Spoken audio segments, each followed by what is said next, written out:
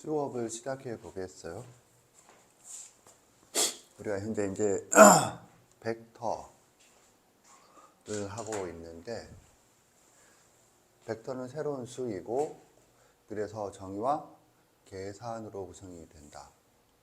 계산에서는 덧셈, 뺄셈, 곱셈인데, 곱셈은 스칼라와 벡터의 곱셈과 벡터의 곱셈이 있다. 그래서 이제 스칼라와 벡터의 곱셈, 실수배라고 부르는 놈은 기하적으로 평행을 담당하는 놈이다.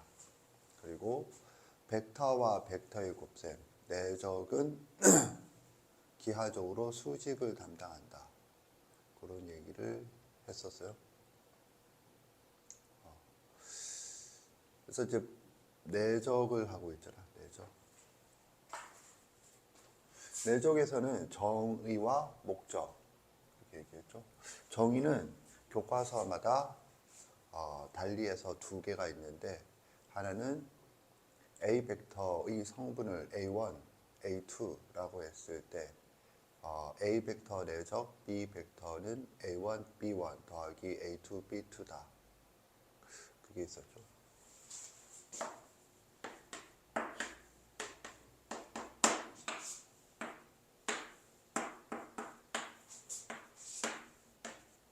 그 다음에 벡터의 크기를 이용해서 표현해 보면 이렇게 되고, 코사인 세타다. 이때 세타는 두 벡터가 이루는 각이다 라고 되었어요. 이게 정의고 이게 정의죠. 정의. 이게 정의고, 그 다음에 목적은 이게 목적이다.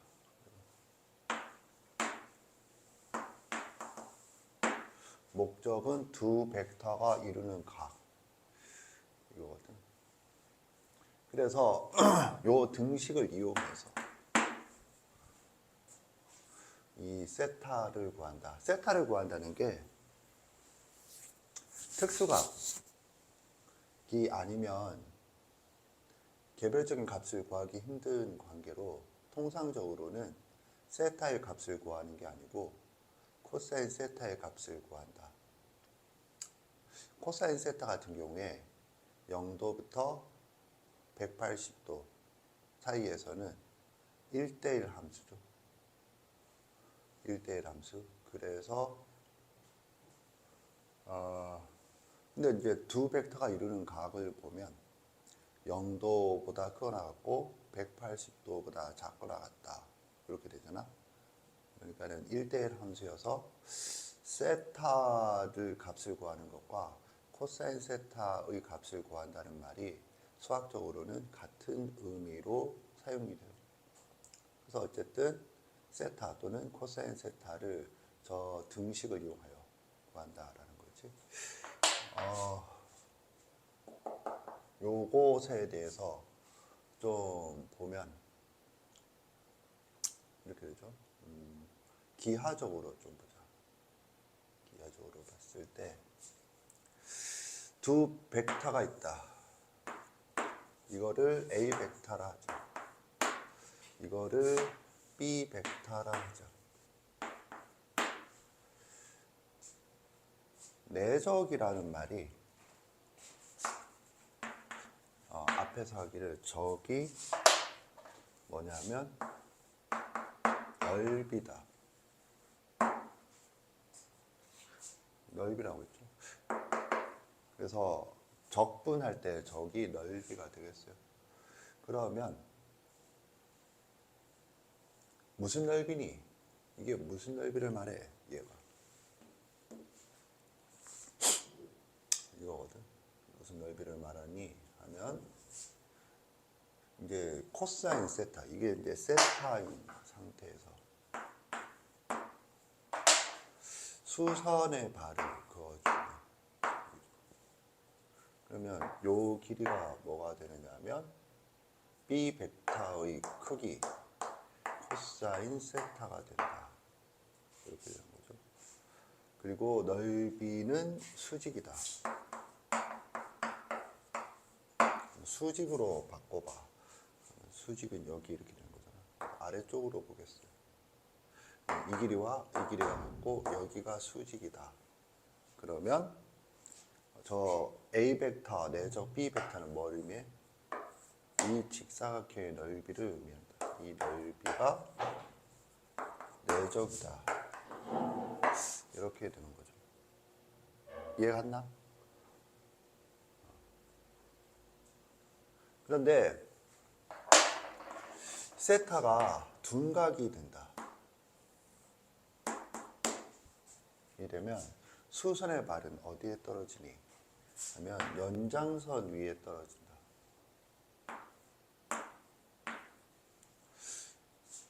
이게 이제 내분점, 이게 외분점 이렇게 얘기하는 거죠. 그렇게 되면 뭐가 되느냐? 넓이란 이 길이 곱하기 1인데 만약에 이것도 같다라고 하자. 그러면 수직이 되면 똑같이 생각할 수 있죠. 이제 뭐가 달라져? 하면 부호가 달라진다. 그래서 부호가 뭐가 되니? 하면 여기는 플러스고 여기는 마이너스가 됩니다. 내적의 값이. 넓이의 마이너스 이렇게 생각하는 건 약간 초딩적인 발상이고 넓이의 마이너스가 아니고 넓이가 마이너스 값이다. 마이너스인 넓이다. 이렇게 생각하는 게 보다 고딩적인 인식이 되겠어요. 이해 갔나?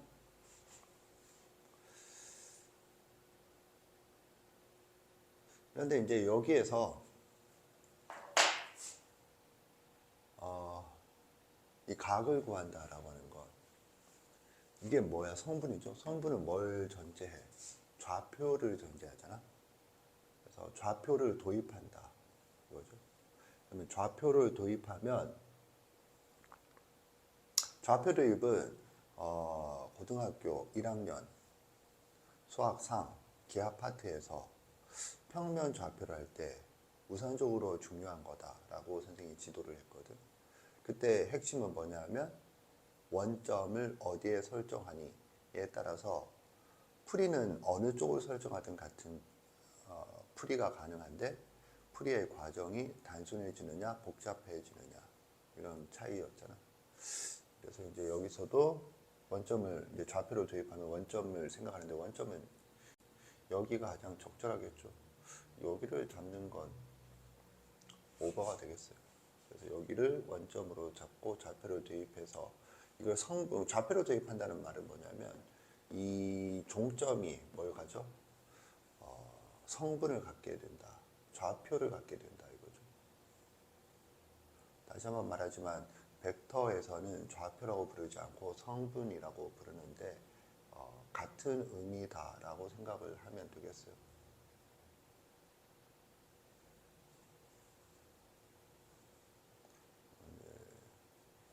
벡터는 벡터고 우리가 생각하는 좌표는 스칼라이기 때문에 그걸 구분하기 위해서 용어를 달리 하고 있는 것 그런 느낌으로 이해를 해주면 되겠어요. 이해 갔죠? 오케이. 그래서 이 좌표를 이제 도입을 해서 이 성분을 알게 되면 요 변, 등호를 기준으로 이 변도 알게 된다. 그러면 이제 요 각을 구할 수 있다. 이 성분을 안다는 건 두 점 사이 거리 공식으로 이 크기를 표현함을 벡터의 성분에서 알았잖아. 즉 얘는 뭐가 되냐면 A1 제곱 플러스 A2의 제곱의 양의 제곱이 되는 거잖아. 이해 갔나? 그러니까 결국에는 얘만 지금 모르는 상태에서 얘를 구하게 된다. 그런 의미가 되겠어요. 이해 갔죠?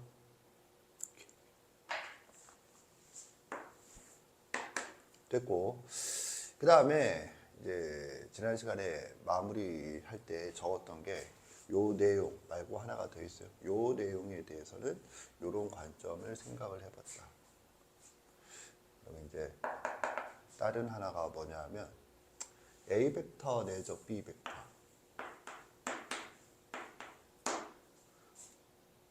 벡터에 대해서 생각을 했을 때 이제 이 목적이라고 하는 게 결국에는 확정해서 생각하면 뭐가 돼? 위치 관계다.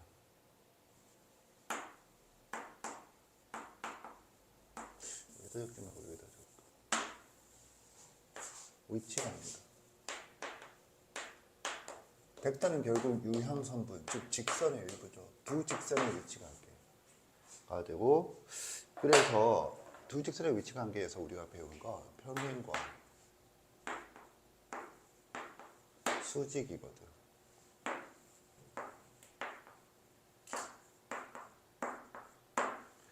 평행과 같은 말이 뭐니? 이걸 이용해서 표현하면 그러면 A 벡터 내적 B 벡터는 뭔지 안다? 손 들어보세요. 내리세요. 플러스 마이너스 A 벡터의 크기 곱하기 B 벡터의 크기다. 이렇게 되죠. 플러스인 경우는 같은 방향이고 마이너스인 경우는 반대 방향인데 둘 다 평행인 거죠. 평행이라고 한다. 그래서 이렇게 되고 얘 같은 경우에는 같은 말이 A 벡터 내적 B 벡터는 0이다. 이렇게 이해 갔죠? 그런데 여기에 대해서 생각을 해보면 얘는 평행을 담당하는 기하적인 놈은 기하 관점에서 저 평행을 담당하는 건 누구냐면 실수배다. 이런 얘기를 했잖아. 그래서 얘는 담당하기를 기하가 아니고 대수적인 관점을 담당을 한다. 이렇게 돼요. 그리고 이제 그거는 좀 알아둬야겠어. 그게 뭐냐? 만약에 A 벡터와 B 벡터가 같다고 하자. 벡터의 구성 성분이 구성 요소가 방향과 크기니까 방향과 크기가 같을 때 같다고 정의했죠. 그러면 어떤 일이 벌어지느냐 하면 이런 일이 벌어지죠. 어서 오세요. A 벡터와 A 벡터의 내적이 되고 얘는 마이너스인 경우는 없겠어요. 왜냐하면 두 개는 같은 거니까 방향이 반대일 수가 없죠. 그러니까는 A 벡터의 크기 곱하기 A 벡터니까 제곱이 된다. 이거지. 이해 갔나? 그런데 여기에 대해서 그냥 이렇다고 넘어가는 게 아니라 이걸 어떻게 알아주니? 하면 이렇게 알아준다. 뭐 문제에서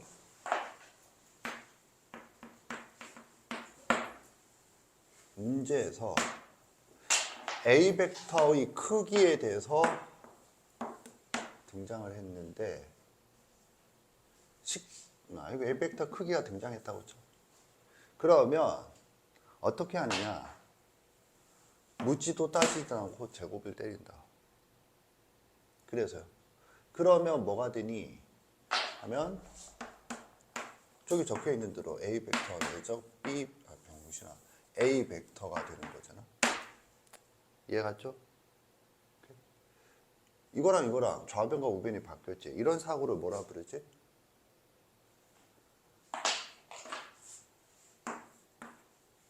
적용 B라고 해요. 우리 수업에서. 적용 A가 존나 많이 되면 자연스럽게 적용 B 생각을 하게 된다. 문제에서 이것도 얘랑 구분하기 위해서 얘를 파란색으로 바꿔 적겠어요. A 벡터의 크기가 등장했을 때 묻지도 따지지도 않고 제곱을 때린다. 그러면 이 지식에 의해서 이 지식은 여기서 나온 거죠. 그리고 얘놈은 여기에서 나온 거예요.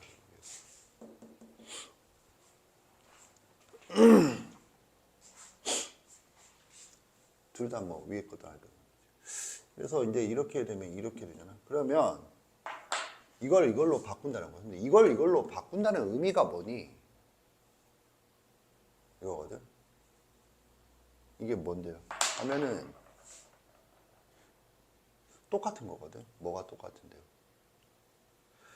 참고. 절대값 x다.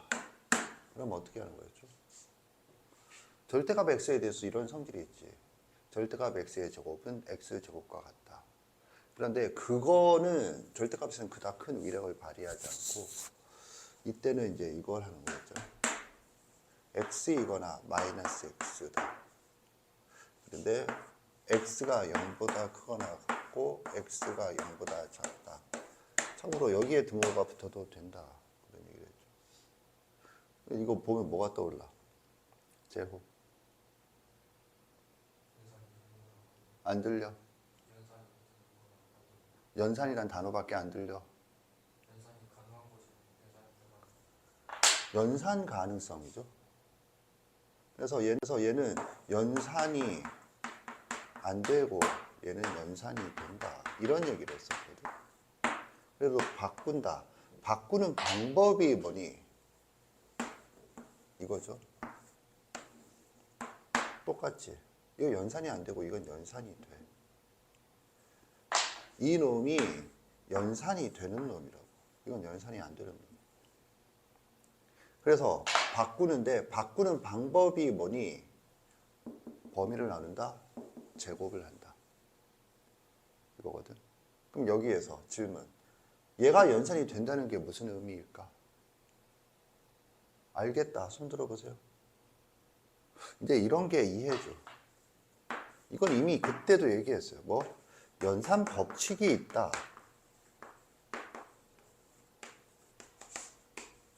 해당하는 연산 법칙이 있다. 그래서 얘는 절대값 때문에 연산 법칙을 적용하기 힘들어서 절대값을 없애려고 하는 거잖아. 연산 법칙이 있다는 말이 무슨 말이니? 내적을 다시 보겠어요. 다시 본다는 말 우리가 이제 지나간 부분인데 내적 한 97페이지에 나오잖아. 그리고 등장하는 게 101페이지. 평면 벡터 내적의 기본 성질이라고 정석에서는 부르고 있는데 이게 기본 성질인데 옆에 뭐라고 적혀 있어? 교환 법칙, 분배 법칙, 실수 배의 성질 이런 것들이 적혀 있죠. 결합 법칙은 해당 사항이 없겠어요. 지금 이거 이해 갔나? 이게 연산 법칙이 있다는 뜻이야. 그래서 연산 법칙이 있으므로 연산 법칙을 이용한다. 즉 연산을 한다가 가능하다. 이렇게 되는 거거든. 그래서 이게 이제 중학교 때부터 해오던 행위와 이 식의 의미가 같다. 그런 거지. 그래서 대수적으로 갈 때 사용을 한다. 기하적으로 할 때는 이쪽을 사용한다. 그렇죠. 이해 갔나? 이거는 말할 것도 없이 유명한 거고. 기하적 사용이지. 얘는 기하적으로.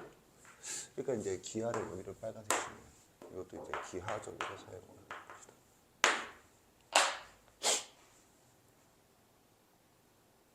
그렇죠. 여기에 대한 예를 잠깐 살펴보도록 합시다.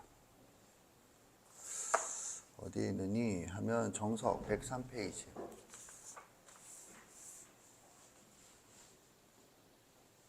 기본 문제 5-5를 보면 이렇게 등장했는데 A 벡터 더하기 B 벡터의 크기는 4고 A 벡터 빼기 B 벡터의 크기는 2다 라고 되어 있잖아. 그랬을 때 2번 말고 1번을 보면 A 벡터 내적 B 벡터의 값을 구하라고 했잖아. 이랬을 때 뭘 하는 거야? 이게 지금 대수적인 문제거든. 기하적으로 풀 수도 있어요. 다만 오히려 복잡하죠. 오케이? 그래서 제곱을 때린다로 시작하는 거지. 그래서 이제 모범 답안을 보면 양변을 각각 제곱한다. 일단 이렇게 시작을 하죠. 왜 양변을 제곱하니? 라는 건 이런 기본적인 배경 관점이 없으면 납득하기 힘든 상황이 되겠어요. 노란색으로 밑줄 치세요. 양변을 각각 제곱하면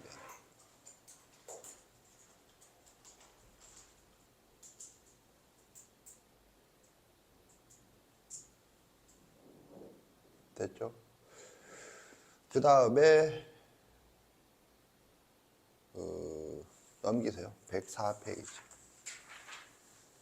104페이지는 뭐 똑같은데 우리가 104페이지에서는 기본 문제 5-6번에 3번을 확인했었는데 이게 대수적으로 보고 그래서 A 벡터 더하기 B 벡터는 마이너스 C 벡터다인데 A 벡터, B 벡터, C 벡터의 크기가 주어져 있죠. 이걸 대수적 관점으로 생각을 했을 때 뭘 하느니 하면은 이루는 각의 크기 세타를 구하라는 말은 A 벡터 내적 B 벡터를 구하라는 거잖아. 지금 이해 갔나? 그러면 이게 무슨 말이냐? A 벡터 더하기 B 벡터에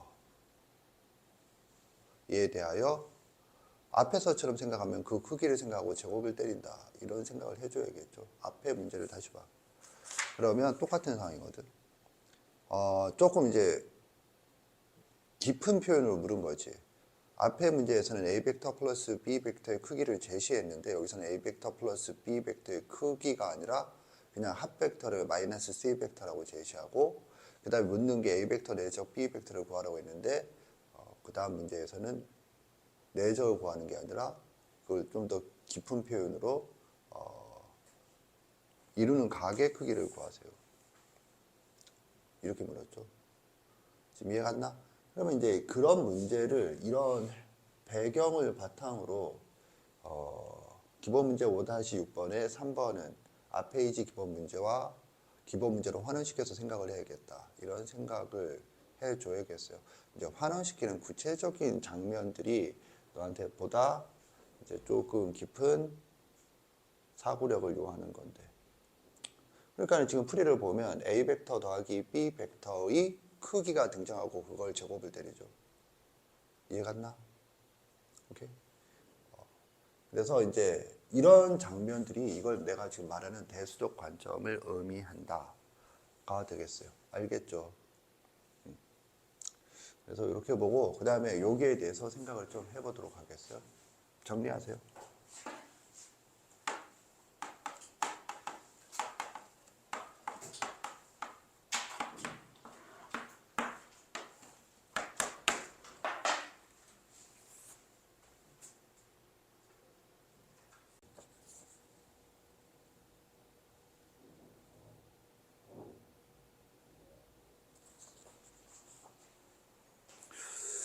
보겠어요.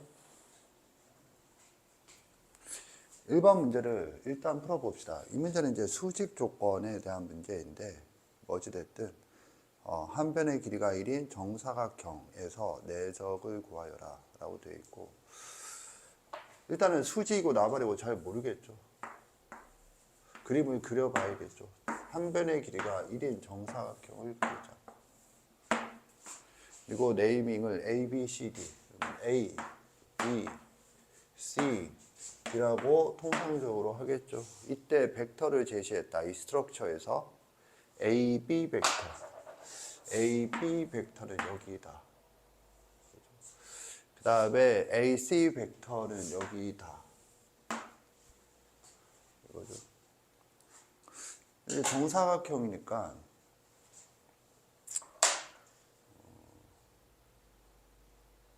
그래서 이제 이거 하는 거거든. 이거 뭐냐?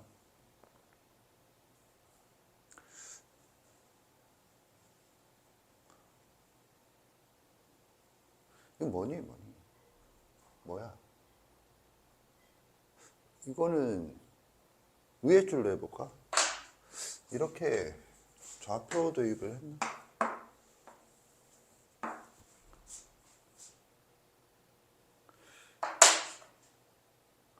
여기가 X축, 여기가 Y축이다.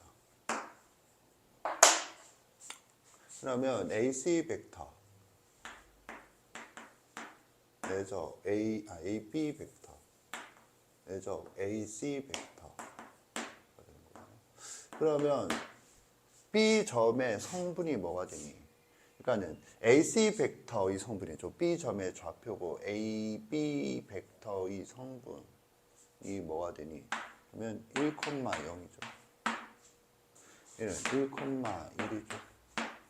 그래서 1 곱하기 1 더하기 0 곱하기 1.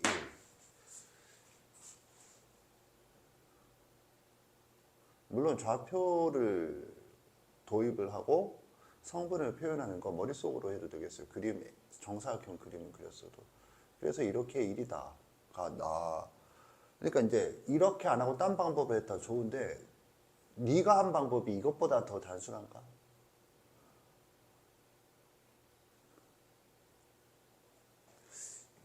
그 다음에 1 곱하기 루트 2 곱하기 코사인 45도다. 그래서 이거 1이죠. 이게 이제 둘 다 정이다.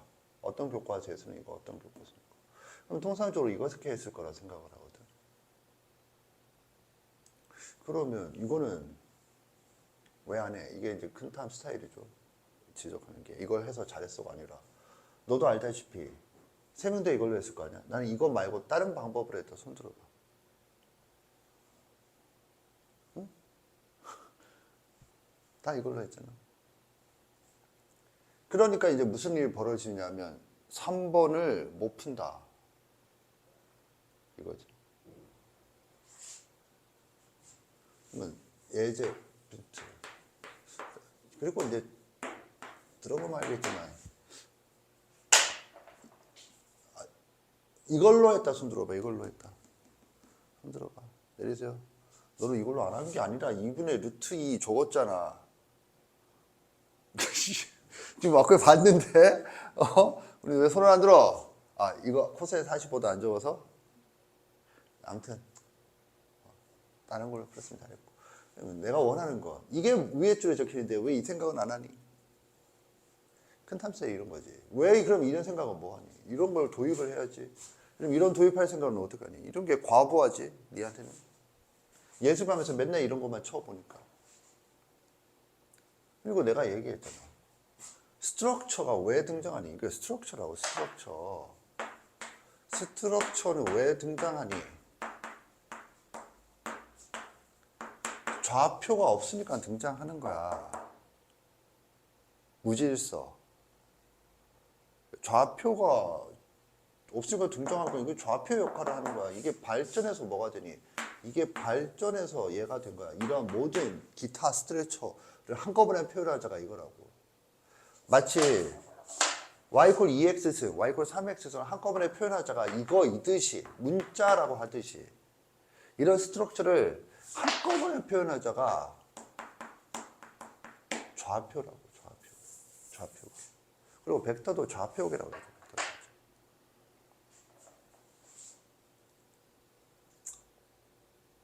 근데 내가 하려는 얘기는 이게 아니야. 그러면 구조가 있다. 그럼 이 문제는 똑같은 문제거든. 왜 똑같은 문제냐? 원이 있어요. 중심이 원점이고, 그리고 이 문제는 아예 좌표를 도입하라고 했네. 원이 있다. X축, Y축이다. 말은 많지만 쉬운 상황이지. 이 위에 한 점 A, 뭐 대략 요 정도로 잡겠어요. A다. 여기를 잡으면 뭔가 Y = XY 교점인 것처럼 느껴져서 이쪽으로 잡겠어요. 그래서 접선이 있다. 그랬을 때 좌표축이 X축 또는 Y축과 만나는 점을 B로 하자. 그러면 이쪽을 보통 B로 하겠지. 여기를 B로 하는 걸 정신병자야. 너는 정신병자. 자, B라고 하자. 그러면 이제 뭐가 되니? B1, B2다. 이랬을 때 이걸 구하라. 그러면 이게 A1, A2죠. 그러면 A1, B1 더하기 A2, B2라고 하는 것은 배운 바 뭐야? A 벡터와 B 벡터의 내적을 말하는 거지. 그럼 또 여기서 이제 질문. 뭐가 질문이니? 원이 문제에서 하는 역할이 뭐야? 이런 궁극적인 질문이라 해보자. 이거 1학년 때부터 하는 거죠. 원, 인, 되도 않는 전치사 인을 붙여갖고 문제에서 역할이 뭐야? 원의 역할. 서영이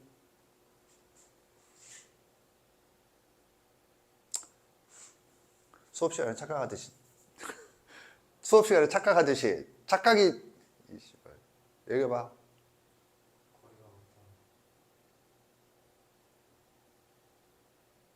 이런 거리가 같은 새끼. 얘기해봐.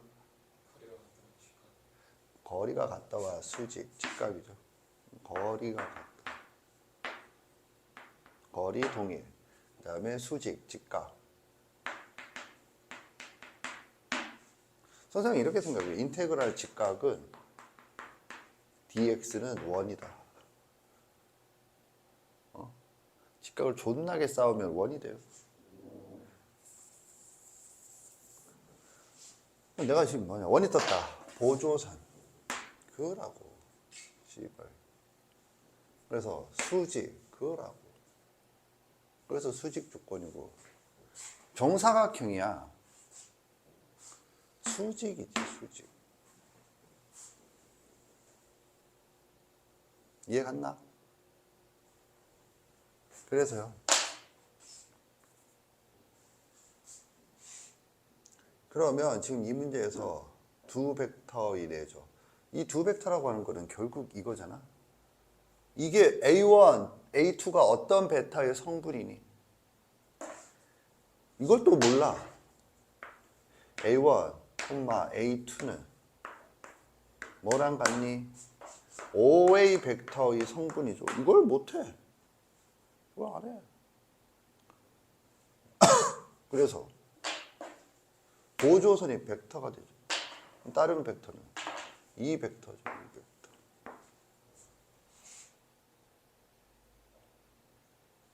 똑같이 보여줘?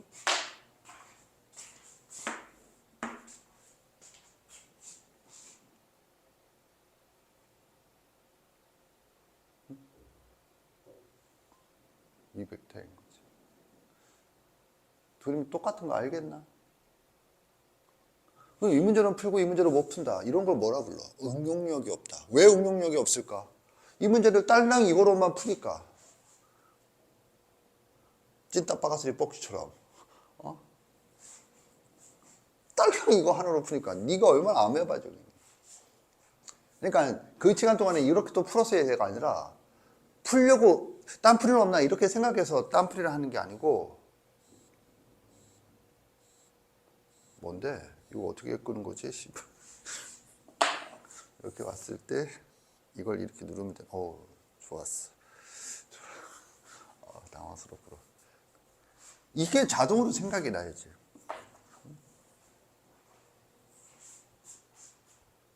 그래서요. 이거 어떻게 해? 이거 말고 아까 오늘 뭐 했니? 이거 밑에다가 넓이잖아. 넓이. 무슨 넓이인데요? 이 벡터 곱하기 수선의 발 해서 이 벡터. 넓이가 뭐야? 이것의 넓이가 얼마일 거라고 묻고 있잖아. 선생님 그거는 아래쪽에 있는데 그래 미안하다 이 씨발 족같은 새끼야. 뭐 배웠는데 이게 뭐야? 정사각형 ABCD의 넓이죠.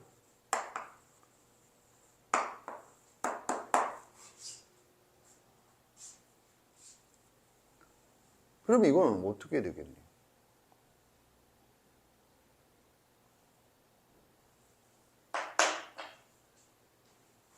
이건 이거지.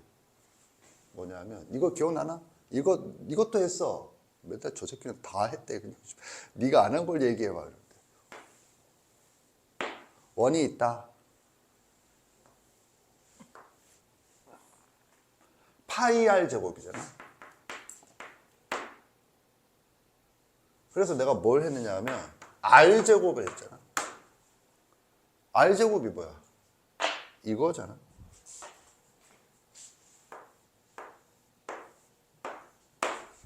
그래서 하얀색 원의 넓이는 파란색 정사각형 넓이의 몇 배? 8배. 파이를 대략 얼마로 보자? 3으로 보면 3배.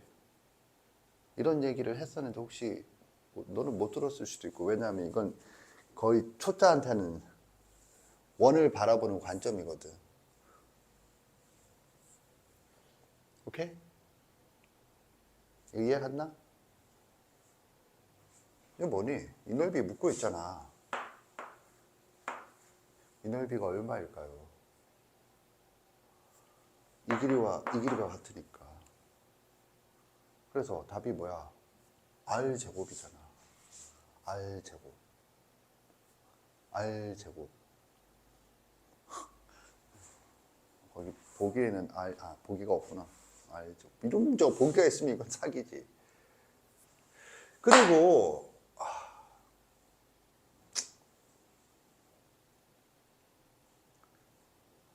아무튼 그래요. r제곱. 이 넓이에 묻고 있죠. 그러니까 이런 걸 모르고 그냥 이런 것만 하고 인생 사는 인간은 똑같은 문제도 못 푸는 거야. 그런 게 영원히 불변이에요. 불변. 이 문제를 이렇게 보겠어요. 수직이다. 수직. 그지? 수직이다를 이용해서 풀면 이렇게도 풀죠. 이렇게가 뭔데요? AC 벡터는 AB 벡터 뭐 하고 있죠? 뺄셈 분해 AD 벡터다. 따라서 AB 벡터 내죠. AC 벡터는 AB 벡터 더하기 AD 벡터다. 여기까지 보면 뭐 떠오르는 게 있다. 손들어봐. 그러니까 이게 그 유명한 덧셈 분해잖아. 덧셈 분해. 그런데 덧셈 분해를 풀었던 그 문제가 또 도형 문제였죠. 이거랑 이거 지금 도형 문제였죠. 그래서 덧셈 분해를 했다. 그래서 그 문제를 어떻게 마무리하냐. AB 벡터의 크기의 제곱. 이거 조금 전에 또 강조했던 놈이죠. 더하기 AB 벡터 내적 AD 벡터다. 이렇게 되는 거죠. 그런데 이게 뭐야? 이게 0이다를 조금 전에 필요충분 조건이라고 배웠잖아. 이 수직이 뭐냐면 이 벡터와 이 벡터가 수직이다. 그런데 이 벡터는 이 벡터와 상등이다. 그래서 이 벡터와 이 벡터의 수직. 그럼 여기서 생각이 더 낫네. 수직이면 뭐? 0이다. 0이니까 이거다. 근데 이게 뭐야? 1의 제곱이다. 1의 제곱이다. 그렇게 보면 뭔가 구조가 비슷하죠. 1의 제곱 더하기 0.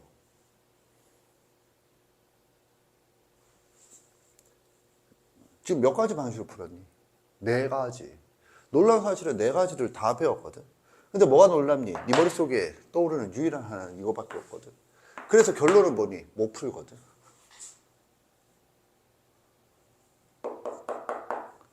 이거 내가 얘기했잖아. 지금 여기에 알게 모르게 뭐가 들어가 있니? 스트럭처에 대한 이해, 성질, 지식. 스트럭처에 대한 이해, 성질, 지식이 없으면 안 된다. 지금 여기까지 이해 갔나? 알겠죠? 네가 배운 것들이 이렇게 살면 된다.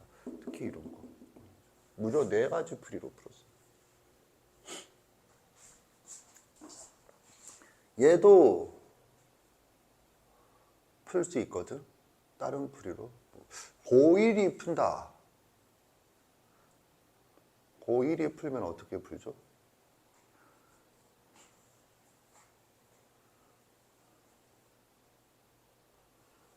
B1이 0이다. B2가 0이다.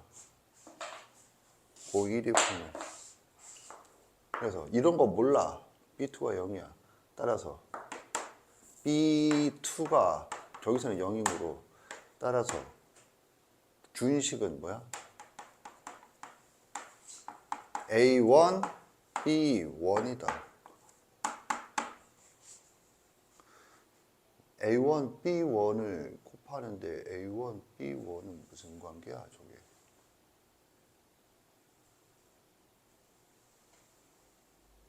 A1, B1이다. 어떻게 곱하죠? A1, B1이다. 알겠다, 손 들어보세요. 내리세요. 뭐죠? 좋은데 접선 공식 또 몰라. 뭐죠? 잘했어요. 잘했어. 이게 스트럭처에 대한 이해라고 하는 거지. 얘는 뭐야? R제곱이죠. R제곱이고 나도 한다. 그럼 왜 그런데? 왜 그러니? A1 곱하기 B1은 R제곱이다. 이 기억날는지 모르겠지만 소자 삼각형 원에서 딱 이 그림에서 소자 삼각형 이론서에 적혀 있을 거예요. 네 이론서에. 그래서 소자 삼각형 이런 거 하나도 모르고 벡터 문제를 풀려고 하잖아. 그럼 나가리가 되는 거야. 그러면 이런 것들이 뭐 와 저렇게 많은 풀이가 아니고 네 머리통 속에 있어야 될 최소한의 구조들이야. 그래서 원래 출제구조는 이건데 안 되면 이렇게로 살아남아야지. 수직 조건 정리하겠어요. 잘 봐. 똑같은 얘기인데 실전에서는 한 방에 더 보는 거야. 수직 조건. 이렇게 돼 있다. 직각삼각형을 생각을 하자. 그래서 이게 O, A, B라고 하자. 그러면 O 지금 수직이잖아요. 수직. 수직을 표현하는 방법이 두 가지가 있는데 하나는 OB 벡터 수직. 수직이래 병신아. 수직인 건 여기다 있잖아. 내적 BA 벡터는 0이다. 뭐 순서가 뒤집어져도 수직인 건 똑같으니까 0이 되는 거죠. 이해갔나? 그런데 여기로부터 파생되는 걸 저 밑에 덧셈 분해를 이용해서 한 건데 뭐냐면 이거야. 이것보다 더 많이 사용되는 게 이런 상태에서는 이것보다 더 많이 사용되는 게 이거다. 이거 뭔데요? OB 벡터 내적 OA 벡터는 뭐야? OB 벡터 크기의 제곱이다.